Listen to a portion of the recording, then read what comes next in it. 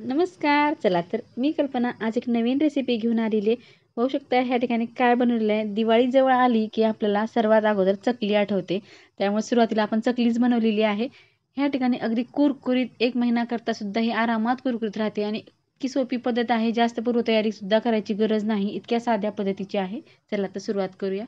ह्या ठिकाणी 1 वाटी पोहे घेतलेले आहेत आणि 1 वाटी आपण डाळवं घेतले आहेत. सेम वाटीनं आपण प्रमाण घेतलेलं आहे. दोन्हीचंही आपल्याला सेम प्रमाण घ्यायचं आहे. गॅसवरती पॅन ठेवलेला आहे. त्यामध्ये सुरुवातीला आपल्याला पोहे टाकायचे आहे. गॅस अगदी ह्या ठिकाणी आपल्याला मीडियम करायचा आहे. गॅस फुल करायचा नाही. जास्त आपल्याला पोहे भाजायचे नाहीत. फक्त कुरकुरीत होतील इतके आपण ह्या ठिकाणी पोहे भाजून घेणार आहोत. पोहे भाजताना एक काळजी घ्यायचं की आपण जास्त गॅस फुल करणार नाही. मीडियम गॅसवर आपल्याला हे पोहे भाजून घ्यायचे आहे. आता ह्या ठिकाणी पोहे थोडं अर्धवट भाजत आले की ह्यामध्येच आपण जे डाळवं घेतलेले ते 1 वाटी ते डाळवं ह्यामध्येच टाकून द्यायचं आहे. दोन्ही एकत्र करून आपल्याला आता भाजून घ्यायचं आहे. जास्त आपल्याला डाळव्याला भाजायचं नाही. अगदी पोह्यामध्ये गरम झाले तरी चालतात. आता ह्या ठिकाणी आपण गॅस बंद करायचा आहे. गॅस बंद करून पॅन हा गरमच असतो. त्यामध्ये एक 5 मिनिटाकरता असंच मिक्स करून घ्यायचं म्हणजे आणखीन कुरकुरीत होतील आणि 1-2 मिनिटाकरता असंच ठेवायचं. आता ह्या ठिकाणी आपल्याला पॅन खाली उतरवून घ्यायचं आहे. एक ताट घ्यायचं. ताटामध्ये आपल्याला हे जे भाजून घेतलेले पोहे आणि डाळवे आहेत ते टाकून द्यायचं म्हणजे थंडगार होतील. थंड झाल्यानंतर आपल्याला मिक्सरला काढायचं आहे. थंड झाल्यावरच मिक्सरला काढलं तरच हे बारीक होते. जर पीठ तयार होते नाहीतर अगदी रवाळ निघते थंड नाही झालं तर. त्यामुळे थंड करूनच आपल्याला हे मिक्सरला काढायचं आहे. पोहे आणि डाळवं थंड होईपर्यंत आपण गॅसवरती पातेलं ठेवलं आहे. पाणी गरम करण्यासाठी ठेवलेलं आहे. जेव्हा की आपण डाळव्याची तांदळाची जेव्हा चकल्या बनवतो त्यासाठी आपल्याला गरमच पाणी घ्यायचं आहे. गरम पाणी नाही घेतलं तर चकल्या ह्या तुटतात. त्यामुळं अगदी छान खळखळ उकळून आपण ह्या ठिकाणी पाणी घेणार आहोत. त्या अगोदर तर आपण आणखीन गॅसवरती पाणी गरम होईपर्यंत ह्या ठिकाणी मिक्सरच्या भांड्यामध्ये डाळवा आणि पोहे टाकून दिलेले आहेत. ते काढून घ्यायचे. पोहे आणि डाळवा आपण काढून साईडला ठेवलेला आहे.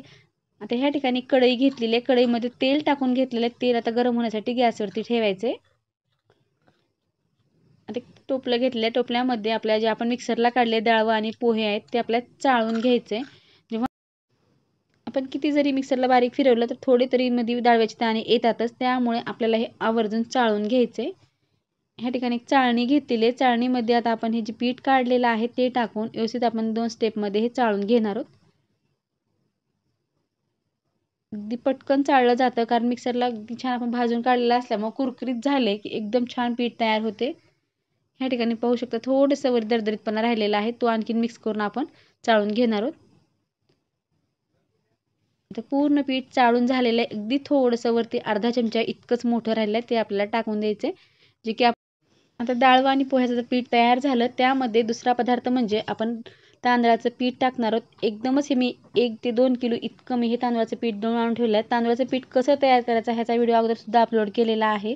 अगदी आपले नेहमीचेच तांदूळ रेशनचे जरी घेतलं तरी चालतात. स्वच्छ धुवून आपण हडकाला ठेवून ते तांदूळ गिरणीवरनं काढून आणलेले आहेत. आता तांदळाचं पीठसुद्धा आपल्याला चाळून घ्यायचं कारण मी अगोदर हे पीठ चाळून ठेवलेलं नाही. डायरेक्ट दळून आणून डब्यातच ठेवलेलं आहे. त्यामुळे चाळून घेतलेले आहे कारण एखादी 2 तांदळाचे तुकडे येतातच. पाहू शकता अगदी ह्या पद्धतीनं. आता दुसरी 1 वाटी आणखीन आपण ह्या ठिकाणी पीठ घेतलेलं आहे. परफेक्ट आपण ज्या वाटीने डाळवा आणि पोहे घेतले त्याच वाटीनं आपण ह्या ठिकाणी 2 वाट्या इतकं तांदळाचं पीठ घेतलेलं आहे. परफेक्ट मेजरमेंट आहे. तुम्ही नक्की ह्याच पद्धतीने नक्की 1 किलोच्या जरी चकल्या बनवल्या तर तुम्ही ह्याच पद्धतीने बनवा. अगदी परफेक्ट होतात आणि बिलकुल नरम होत नाहीत किंवा मोडतसुद्धा नाहीत. ह्या ठिकाणी 2 ते 3 चमचे इतकं तीळ घेतलेलं आहे. तीळ हे चकली करताना भरपूर असे तीळ टाका. 1.5 चमचा लाल तिखट टाकलेला आहे. पाव चमचा हळद टाकलेली आहे. 1 चमचा इतके जिरे टाकायचे. 1 चमचा इतके आपण ह्या ठिकाणी ओवा घेतलेले आहेत. त्या चोळून घेतलेले आहेत.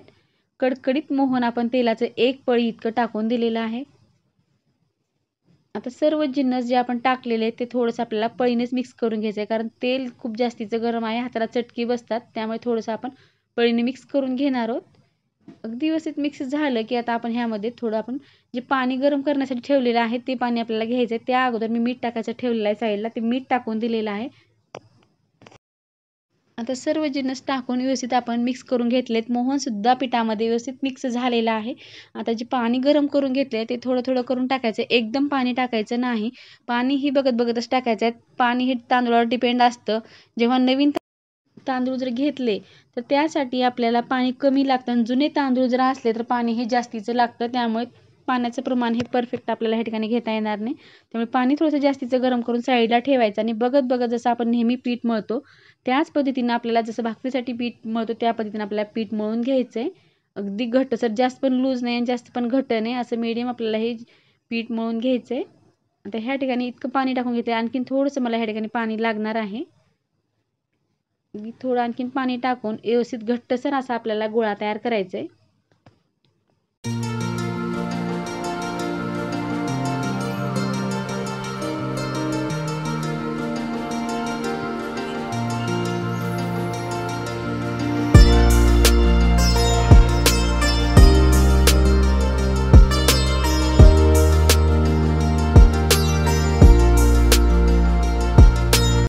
जास्तीचं पाणी गरम असल्यामुळे 2 मिनिटाकरता मी तसंच टाकून ठेवले होते त्यावरती, जे की उकड काढल्यासारखे होते. त्यामुळे थोडंसं गरम पाणी टाकून जर हाताला चटके बसत असतील तर थोडे 2 मिनिटाकरता तसंच ठेवायचं. नंतर त्या पाण्यामध्ये घट्टसर आणि अगदी व्यवस्थित आपण मळून घेतलेलं आहे.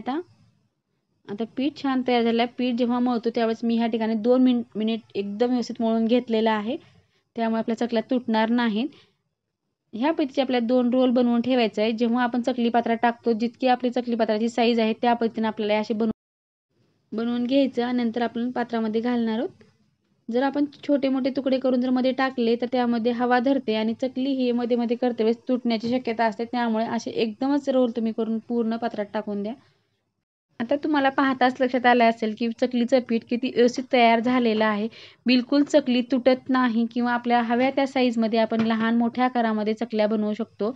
इतकं परफेक्ट पीठ बनवून तयार झालेलं आहे. काही जणांचं म्हणणं असतं की चकल्या ताई आमच्या तुटतात, करते वेळेस बिलकुल त्या एकसारख्या होत नाहीत. त्याचं कारण एकच आहे, तुम्ही पीठ जेव्हा चकल्याचं मळता तेव्हा गरम पाणी थोडंसं तुम्ही कमी केलं, कोमट केलं तरीसुद्धा चकली तुटते आणि व्यवस्थित मळून घेतलं नाही तरीसुद्धा चकली तुटते. चकलीचं पीठ जेव्हा आपण मिक्स करून घेतलेलं असतं त्यावेळेस आपल्याला एक 5 मिनिट चकलीच्या पिठासाठी वेळ द्यायचा आणि व्यवस्थित त्याला मळून घ्यायचं आहे. जितकं व्यवस्थित मळलं तितकं चकली ही व्यवस्थित बनवून तयार होते, बिलकुल तुटत नाही. तुम्हाला पाहता लक्षात येत असेल की आपली चकली व्यवस्थित बनत आहे, बिलकुल चकल्या ह्या तुटत नाहीत. आता तेल छान कडकडीत गरम झालेलं आहे. सुरुवातीला मी एक चकली टाकलेली आहे की कारण तेलाचं टेम्परेचर चेक करण्यासाठी मी एकच चकली टाकलेली आहे. आता व्यवस्थित चकली तळलं की ही चकली आपल्याला बाहेर काढून घ्यायचं आहे आणि दुसऱ्या जेव्हा मी चकल्या बनवलेल्या आहेत ना त्यात सर्व चकल्या आता थोड्या थोड्या करून आपल्याला तळून घ्यायच्या आहेत. चकली व्यवस्थित तळलेली आहे. आता आपण बाहेर सुद्धा काढून घेतलेली आहे. दुसऱ्या चकल्या आता आपल्याला टाकायचं आहे आणि गॅस आपण सुरुवातीला फुल केलेला होता. आता जेव्हा आपण चकल्या टाकतो तेव्हा आपला गॅस मीडियम करायचा आहे. कारण टेम्परेचर जास्त असतं, एकदम चकल्या ह्या करपल्या जातात, तळल्या जात नाहीत व्यवस्थित. गॅस मीडियम ठेवूनच चकल्या तळायचं की जास्त दिवस आपल्या ह्या चकल्या कुरकुरीत राहतात. जेव्हा असा फेस येतो आणि बुडबुडे येतात तेव्हा आपल्याला ह्या चकल्या हलवायच्या नाही आहेत, अशाच ठेवायच्या. बुडबुडे जेव्हा कमी होतात त्यावेळेस आपण चकली ही उलटून टाकणार आहोत.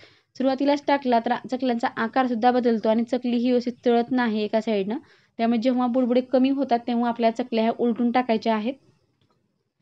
चकल्या दोन्ही साईडनं व्यवस्थित तळलेल्या आहेत, बुडबुडेसुद्धा कमी झालेले आहेत. चकली अगदी कुरकुरीत क्रिस्पी अशी तळून झालेली आहे.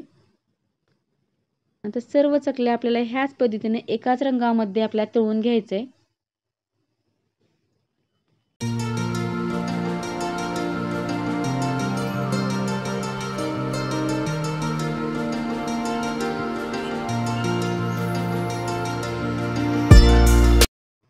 आता सर्व चकल्या तळून झालेल्या आहेत. शेवटच्या चकल्या तळण्याचं चालू आहे.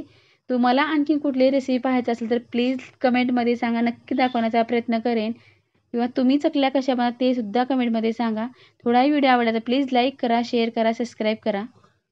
आता ह्या ठिकाणी एक चकली अशी बनणार आहे जे की माझ्या मुलांना अगदी मोठी चकली खायची असते. नेहमी जेव्हा आम्ही चकल्या बनवतो त्यावेळेस एक चकली तरी आमच्याकडे ह्या पद्धतीची तयार होतेच. त्यामुळे तुम्हाला आज दाखवते की चकली मोठी जेव्हा बनवतो ते कशी बनवायचं. एक मोठा झारा घ्यायचा, त्यावरती आपण ही चकली टाकून घेणार आहोत. अगदी मोठ्या आकारामध्ये, गोल आकारामध्ये व्यवस्थित चकली बनवून तयार होते.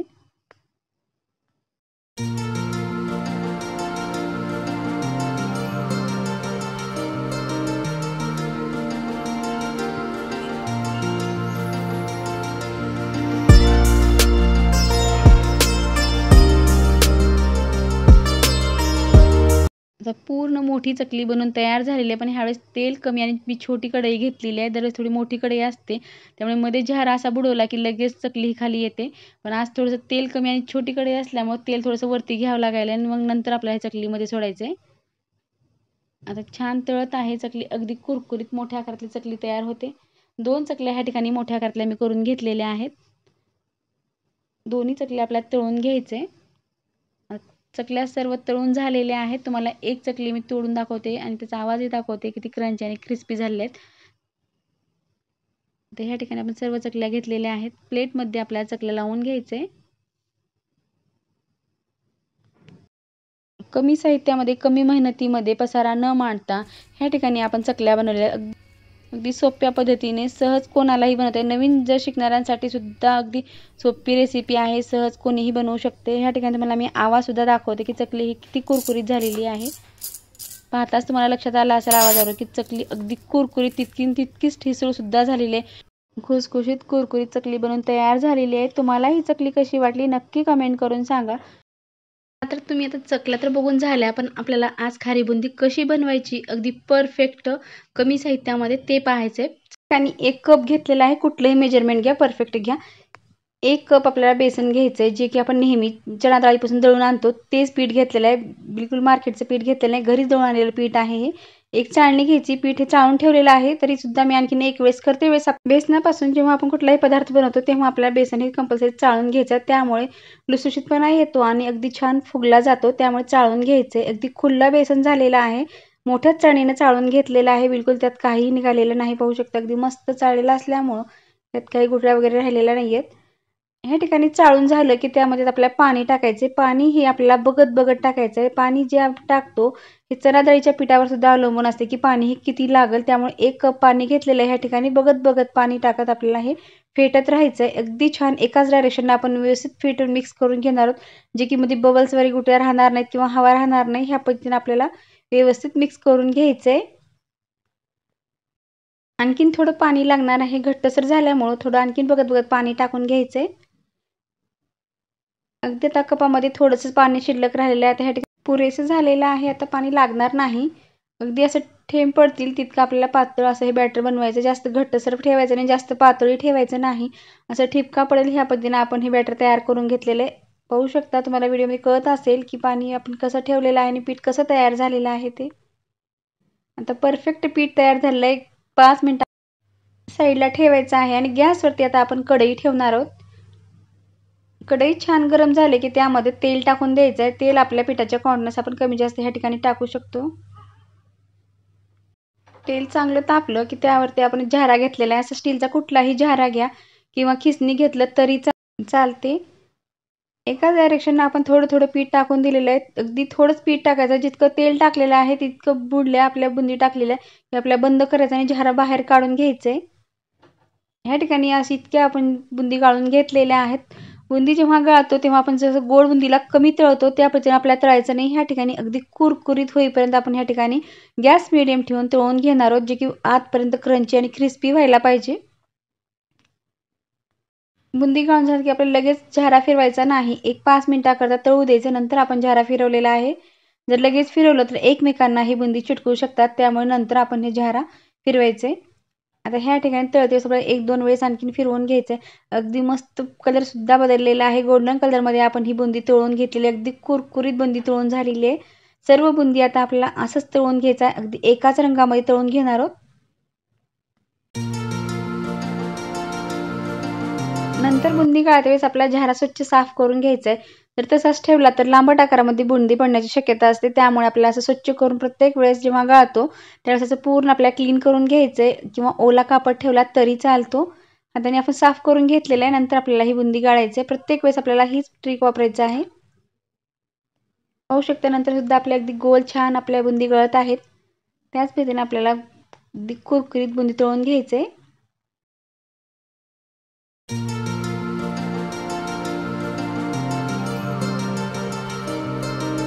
आता फटाफट सर्व बुंदी मी ह्या ठिकाणी तळून घेतलेली आहे. तुम्हाला दाखवते आता अगदी मस्त एकाच रंगामध्ये सर्व बुंदी तळून झालेली आहे. आता ह्यासाठी आपल्याला थोडंसं तेल शिल्लक कढईत ठेवलेलं आहे. त्यामध्ये आपण शेंगदाणे 1 वाटी इतके शेंगदाणे टाकून दिले. शेंगदाणे अगदी छान क्रिस्पी होईपर्यंत आपल्याला तळून घ्यायचे आणि वरून आपण टाकणार आहोत आपल्या ह्या ठिकाणी खारी बुंदीचा चिवडा बनवायचा आहे. अगदी वरतून असे मस्त क्रिस्पी झालेले आपल्याला शेंगदाणे तळून झाल्यानंतर आपण लगेचच ह्या ठिकाणी डाळवं घेतलेले आहेत. शेंगदाणे तळतेच आपल्याला गॅस मिडियम ठेवून तळून घ्यायचं आहे, जे की आतपर्यंत कुरकुरीत आणि क्रंची असे शेंगदाणे होतील ह्या पद्धतीने आपण तळून घेतलेले आहेत. शेंगदाणे तळून झाले की आपण जे डाळवं घेतलेले ते आता आपण ह्या कढईमध्ये टाकून दिलेले आहेत.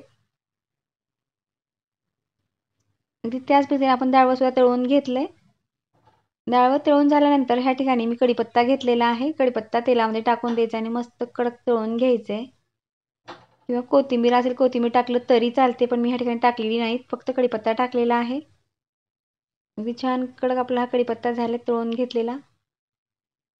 आता ह्या ठिकाणी काही मसाले टाकून घ्यायचे. ह्या ठिकाणी 1 चमचा इतकं लाल तिखट घेतलेलं आहे. लाल तिखट मीठ आपल्या चवीनुसार, जास्त जर आपल्याला खमंग हवा असेल तर आणखीन जास्त तिखट टाकलं तरी चालते. धने जिरे पूड टाकून घ्यायचे. मीठ असं वरतून टाकून घ्यायचं की जे सगळ्या साईडला लागले असं आपण टाकून घेतलेलं आहे. तर मसाले टाकून झाले की आता दुसऱ्या भांड्यामध्ये काढून घ्यायचं आणि पूर्ण मसाले व्यवस्थित मिक्स होतील असं आपण हलवून घेणार आहोत. आणखीन ह्या ठिकाणी एक भांडं घेतलेलं आहे, त्या भांड्यात आता टाकून व्यवस्थित हलवता येईल असं आपण टाकून द्यायचं आणि पूर्ण मसाले सगळं आपल्या ह्या खारबुंदीला लागले जातील ह्या पद्धतीने आपण मिक्स. अगदी घरच्या घरी 1 कप बेसनपासून आपण 1 किलो इतकी खारीबुंदी बनवलेली आहे आणि कमी वेळामध्ये 10 ते 15 मिनिटांमध्ये झटपट ही खारीबुंदी बनवून तयार होते. मधल्या वेळेत खाण्यासाठी अगदी चिवड्यासोबत भन्नाट लागते. तुम्ही नेहमीसुद्धा हा पदार्थ करून खाऊ शकतो किंवा सणासुदीला सुद्धा हा फराळामध्ये सुद्धा केला तरी खूप भन्नाट दिसतो आणि खाण्यासाठी तर अप्रतिम चवीचा होतो. तुम्ही नक्की ट्राय करून पहा किंवा केल्यानंतर कमेंटमध्ये सांगायला विसरू नका की ही खारीबुंदी कशी झाली आहे किंवा तुम्हाला माझ्याकडनं आज कुठले पदार्थ पाहिजे असतील तर प्लीज कमेंटमध्ये सांगा. नक्की दाखवण्याचा प्रयत्न करेन. किंवा चॅनलवरती नवीन असाल तर प्लीज चॅनल लाईक करा, शेअर करा, सबस्क्राईब करा. जेव्हा मी असे नवीन व्हिडिओ बनवेल सर्वप्रथम तुम्हाला पाहायला भेटतील. व्हिडिओ पाहिल्याबद्दल धन्यवाद. पुन्हा भेटूया अशाच एका नवीन रेसिपीसोबत.